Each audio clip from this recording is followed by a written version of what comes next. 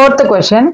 The determinant of the matrix 1 0 0 0 0 2 at the 0 1 0 0 2 0 0 0 1 2 0 0 0 0 2 1 0 0 0 2 0 0 1 0 2 0 0 0 0 1 இதோட determinant value கேட்டிருக்காங்க. Option A 0, Option B -9, Option C -27, Option D 1.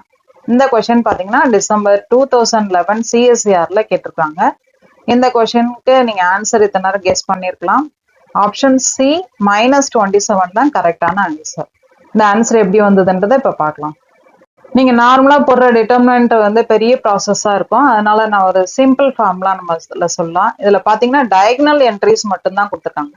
Diagonal entries இங்க 1, அப்புறம் 1, அப்புறம் இந்த diagonal entries இந்த லைன்ல பாத்தீங்கன்னா 1.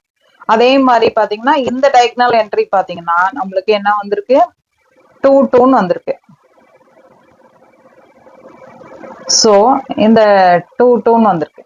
ஸோ ஃபர்ஸ்ட் இந்த டயகனல்ல ஆல்பா, இந்த டயகனல்ல பீட்டாவா இருந்துச்சு அப்படின்னா n ஈவனா இருக்கும் போது இந்த டிட்டர்மினன்ட் ஆஃப் தி மேட்ரிக்ஸ் வந்து formula alpha square minus beta square whole power n/2 greatest integer function n/2 interval part of n/2ன்றது ஆன்சர்.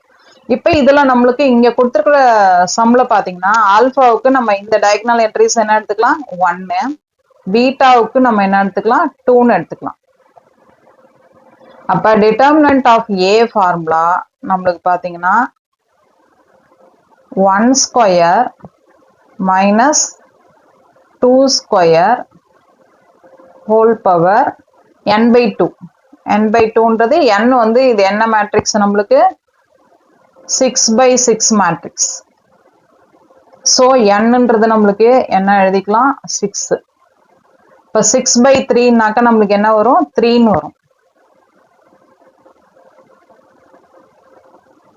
6/2 3. ஸோ 1 ஸ்கொயர் மைனஸ் 2 ஸ்கொயர்னாக்கா 4 பவர் 3.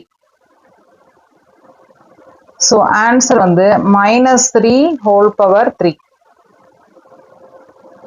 -3 ஹோல் பவர் 3னாக்கா -27. இதுதான் வந்து கரெக்ட் ஆன்சர்.